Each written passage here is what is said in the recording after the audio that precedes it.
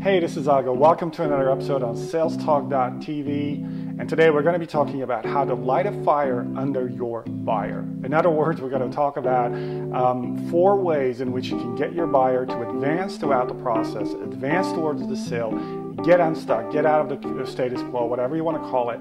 That's what's coming up. But first, let me give you a shocking fact. In 2012, between 40 to 60% of all sellers globally missed their objective, missed the mark, missed their quota, whatever you want to call it. And these were professional salespeople, part-time sellers selling high-end as well as low-end, selling products and services. Between 4 to 6 out of 10 of all sellers globally missed their quota. And yet they were doing the exact same thing as they'd been doing for years. They were selling the same way, they were using the same kind of, processes and methods. So something must have happened. Here's what happened. The most important question in sales used to be, why? Why would I buy from you? Help me understand how you're going to solve my pain, and then we have a deal. Not anymore. The most important question in sales today is, so what? So here we go. 4 practical strategies and tips for you to advance your buyer throughout the sale.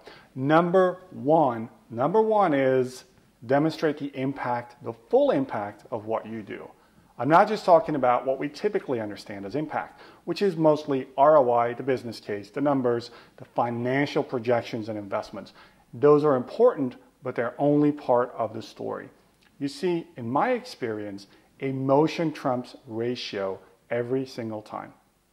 What that means is your job as a buyer or as a seller is to help your buyer understand what the future will look like and describe it in their own words. Help them see what's it like to work with you and what kind of results you've gotten for your other clients. Help them see how their life is now better. Help them see what they could achieve, what the dream looks like. That's the first thing you need to do. And I'm not just talking about dry numbers and, this is the kind of revenue increase that you're seeing. Help them understand how their life would be better, their business, their career, what it would be like after you worked with them. The number 2 thing, and this is in my experience, the most often overlooked part of selling is risk. In particular, how to reduce the risk of working with you and how to reduce the risk if something goes wrong. This is where a lot of sellers trip up because they don't talk about risk. They don't like talking about risk. They don't like it to bring it up on the table, so they just ignore it. Big mistake. In my experience, the buyer always has risk in their mind somewhere. The sooner, the quicker you can bring it up and acknowledge that it's there, the sooner and quicker you can start working towards resolving it, minimizing it, reducing it. That's what you want to do. Number 3, and this is one of my favorite questions in sales. Now, you don't have to ask it just like that, but the idea is try to guess or try to understand or try to quantify the cost of doing nothing.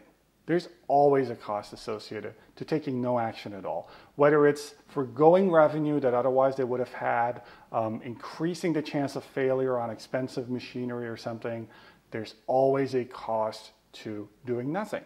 And my final 4th tactic is ask the question, what won't happen? In other words, if you don't make this investment, what kind of good things will you not have? So there you go, 4 concrete practical tips and strategies for you to get your buyer unstuck, to light the fire under your buyer. Number 1, demonstrate rational and emotional impact. Number 2, quantify and reduce the risk of working with you and the risk if something goes wrong. Number 3, ask, what's the cost of doing nothing? And number 4, ask, what won't happen if you don't make this investment? So there you go. Hope this was useful. Hope this serves you.